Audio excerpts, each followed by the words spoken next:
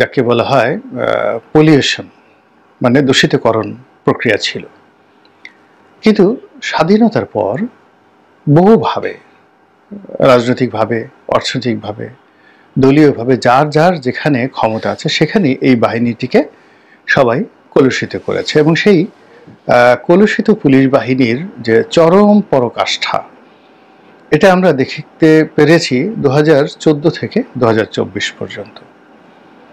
এই সময়টিতে পুলিশ বাহিনী, র্যাব বাহিনী, এই বাহিনীগুলোকে মূলত ছাত্রলীগের বিকল্প হিসেবে বা ছাত্রলীগের অক্সিলারি ফোর্স হিসেবে, যুবলীগের অক্সিলারি ফোর্স হিসেবে আওয়ামী লীগ ব্যবহার করার চেষ্টা করেছে।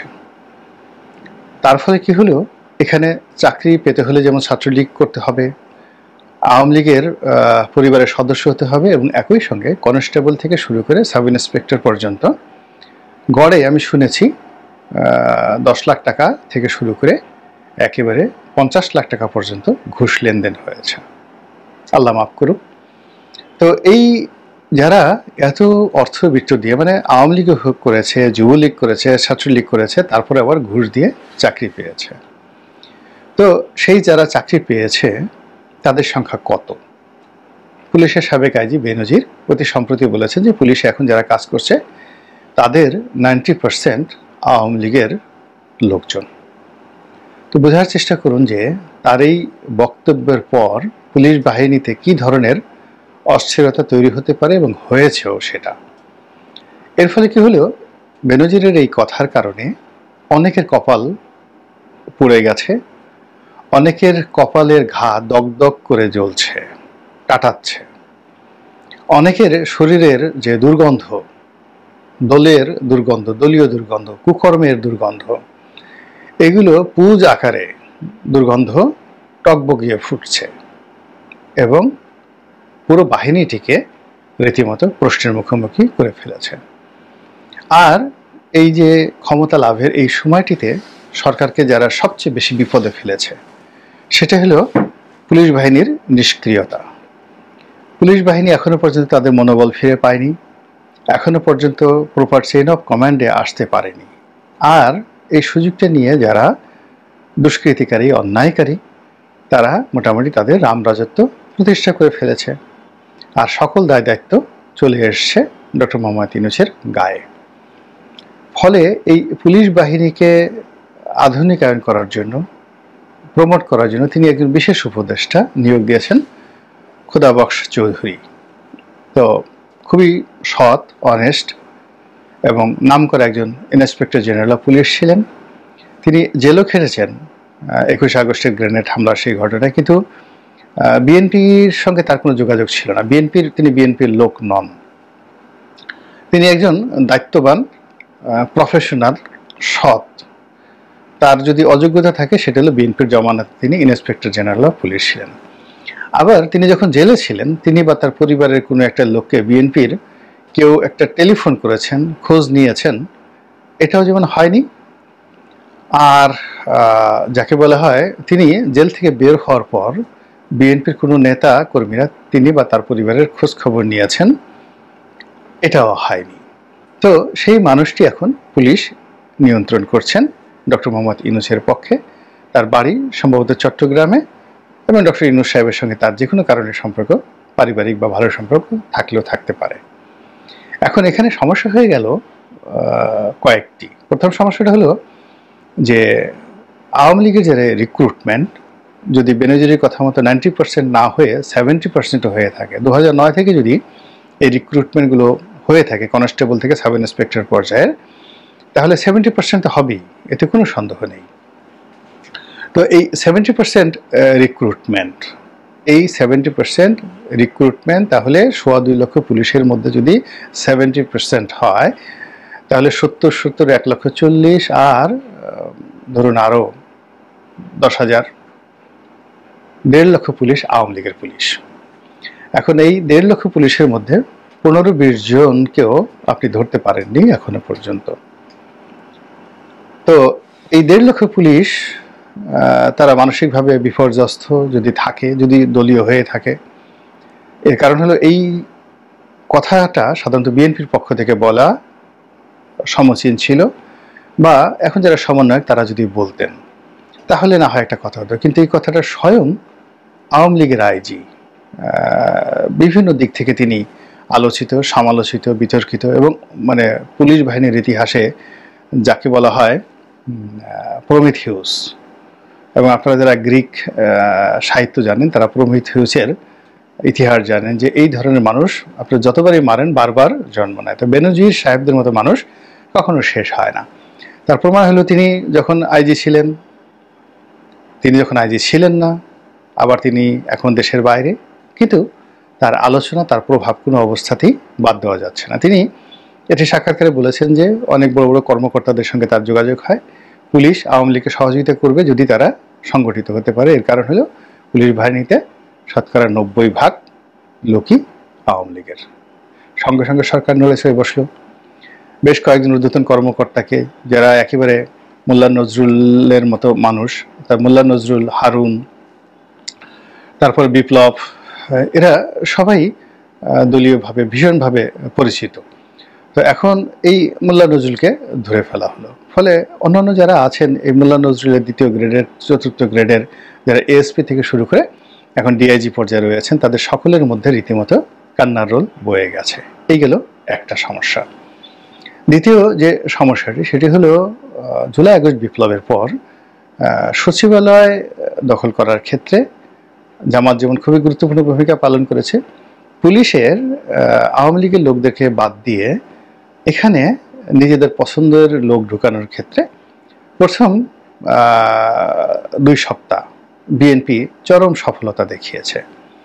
কিন্তু দুর্ভাগ্যজনক হলেও সত্যি যে বিএনপি যাদেরকে নিয়োগ দিয়েছে এদের একটা বিরাট অংশ জামাতের।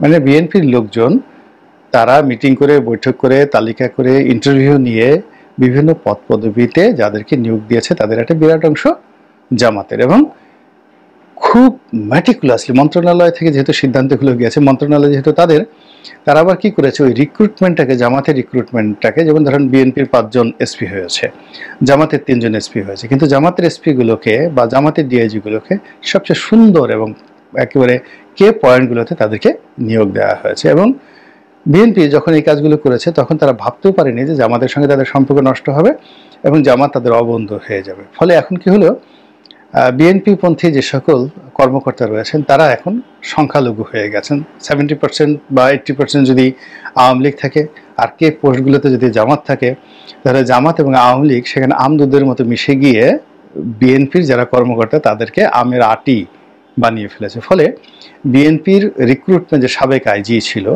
মানে আগস্ট বিপ্লবের পর, তাকে আইজির পদ থেকে অপসারণ করে মিস্টার বাহারকে আনা হয়েছে। আর মেট্রোপলিটন পুলিশের যে সাবেক কমিশনার বিএনপি পন্থী ছিলেন তাকে বাদ দিয়ে বর্তমান যিনি নিয়ে আসছেন তিনি নিরপেক্ষ মানুষ, বাহার সাহেব নিরপেক্ষ মানুষ, এবং খোদাবক্স চৌধুরী সাহেবের মতো সৎ এবং অনেস্ট মানুষ। তারা চেষ্টা করছে পুলিশের কে যথাসম্ভব প্রফেশনাল করার জন্য। কিন্তু ওই যে পুলিশের যে বিভিন্ন ইকুয়েশন রয়েছে, সেই ইকুয়েশনের কারণে তারা এখন সম্ভবত অতটুকু সিদ্ধান্ত নিয়েছেন যে কোনো অবস্থায় যেন তাদের বদনাম না হয়, তাদের সম্পর্কে ব্যক্তিগতভাবে কেউ যেন খারাপ কথা না বলে, এই জন্য তাদের ঘর বাড়িতে যেন কোনো দলীয় পুলিশ কর্মকর্তা, সেটা বিএনপির হোক, জামাতের হোক, আওয়ামী লীগের হোক, কেউ যেন ঢুকতে না পারে, এজন্য তারা খুব রেস্ট্রিক্ট জীবনযাপন করা শুরু করেছেন।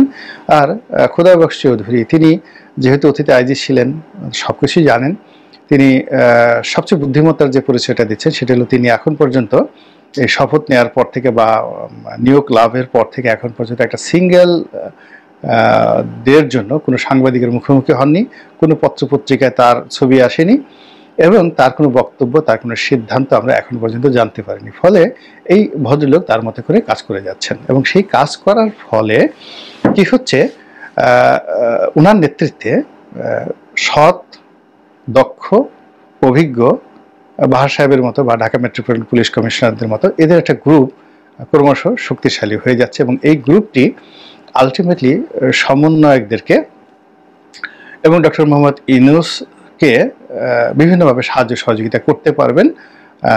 বিএনপি এবং জামাত এবং আওয়ামী লীগের যে লেজুর ভিত্তিক কর্মকর্তা আছে সেই কর্মকর্তাদের যে কোনো কূটকৌশলকে মোকাবেলা করার জন্য এই যে খোদাবক্স চৌধুরী সাহেব বা আইজি সাহেব বা মেট্রোপলিটন পুলিশ কমিশনার সাহেব তারা যেটা মিশন নিয়ে এগুচ্ছেন, এই মিশনটা আগামী 2-3 মাসের মধ্যে একটা শেইভে চলে আসবে।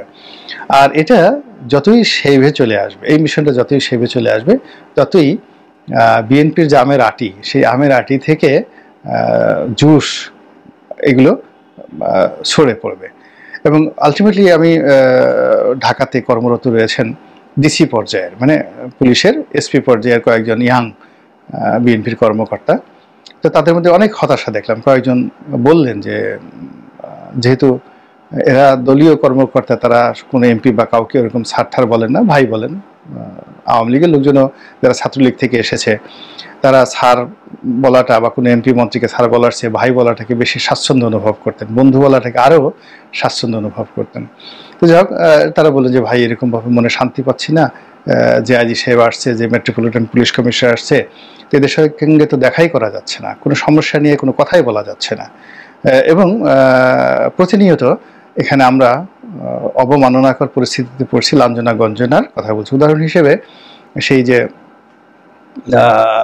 সেই পুলিশ কর্তাটি উল্লেখ করলেন যে রমনা থানাতে যে ঘটনাটি ঘটেছে, রমনা জোনে, যে সাবেক যে উপদেষ্টা ছিলেন যিনি মারা গেলেন, তার যে পুত্রবধূ, সেই পুত্রবধূর থানাতে গিয়ে সারাদিন যে অকারেন্স ঘটালো এবং পুলিশের সঙ্গে যে অমানবিক এবং অসম্মানজনক আচরণ করলো, সেই বিষয়ে একটা সিদ্ধান্ত নেওয়ার জন্য ঊর্ধ্বতন কোনো কর্তৃপক্ষের কোনো সন্ধান তারা পাননি। তো এই জিনিসগুলো এখনো পর্যন্ত কিন্তু চলছে। তো সেই দিক থেকে যখন বেনজির সাহেব এই যে পুলিশের চতুর্মুখী যে বিভক্তি, চতুর্মুখী অবস্থান, সেখানে এই যে তার এই যে বক্তব্যটি, এই বক্তব্যর ফলে পুলিশে আরও নতুন করে উত্তেজনা শুরু হলো, আর নতুন করে আতঙ্ক শুরু হলো, এবং আওয়ামীপন্থী যারা মানে পুলিশ সদস্য রয়েছেন তারা রীতিমতো ডক্টর বেনজিরের 14 গোষ্ঠী উদ্ধার করে গালিগালাজ করছেন। এমনকি বিএনপি পন্থী যারা লোকজন রয়েছেন তারাও কিন্তু এই বেনজিরের এই কথা দ্বারা খুশি হননি। এর কারণ হলো যে একটা বাহিনী যদি চলে, ঠিকমতো চলে, সবারই লাভ, আর একটা বাহিনী যদি ক্ষতিগ্রস্ত হয় তাহলে সবাই ক্ষতিগ্রস্ত হবে। অনেক আওয়ামী লীগ জমানার সৎ পুলিশ কর্মকর্তা, যাদেরকে আমি চিনি, একেবারে আপাদমস্তক সৎ ছিলেন। আবার কিছু কিছু কর্মকর্তা সামান্য হয়তো ঘুষ ঠুস খেয়েছেন, কিন্তু নেভার ক্রিমিনাল ছিলেন না, তারপরে ওরকম দলীয় ক্যাডার বা পান্ডা ছিলেন না। এখন তারা এই সরকারের আমলে অনেকে ফোর্স রিটায়ারমেন্টে গেছেন, বা আওয়ামী লীগের জমানাতে অর্থাৎ 2024 সনের জানুয়ারি ফেব্রুয়ারি মাসে অনেকে রিটায়ারমেন্টে চলে গেছেন, বা 23 সনে রিটায়ারমেন্টে চলে গেছেন। এই সমস্ত লোকও যারা মেট্রোপলিটন পুলিশ কমিশনার ছিলেন, ডিআইজি ছিলেন, এডিশনাল আইজি ছিলেন, যারা আপাতমস্তক সৎ, তাদের মধ্যেও কিন্তু প্রচণ্ড আতঙ্ক বিরাজ করছে যে কোনো একটা কারণে যেভাবেই হোক লিঙ্কে যদি আমাকে জড়িয়ে ফেলে তাহলে কি হবে। এই জন্য তারা অনেক বিএনপি নেতার বাসায় যাচ্ছে, আওয়ামী লীগ জমানায় কর্মরত সেই সমস্ত পুলিশ কর্তারা, তারপরে সেখানে হাজিরা দিচ্ছে, নিজেদের কথা বলছে। তারা যে যখন বিএনপি নেতাদের বিপদ ছিল, জেলে যারা গিয়েছেন, তখন কোন কোন পুলিশ কর্মকর্তা কার জন্য কী করেছেন, এই সমস্ত নানা কাহিনী বলে বিএনপি নেতাদের মনোরঞ্জনের চেষ্টা করছেন। অনেকে ছাত্রদের সঙ্গে দেখা করার চেষ্টা করছেন, কথা বলার চেষ্টা করছেন, অনেকে খোদাবক্স চৌধুরী সাহেবের সঙ্গে যে চেষ্টা করছেন না তাও বলা যাচ্ছে না, কিন্তু আলটিমেটলি এতে করে জটিলতা তৈরি হচ্ছে, কিন্তু সমস্যার সমাধান হচ্ছে না। এবং এই সমস্যাটা এই যে ডক্টর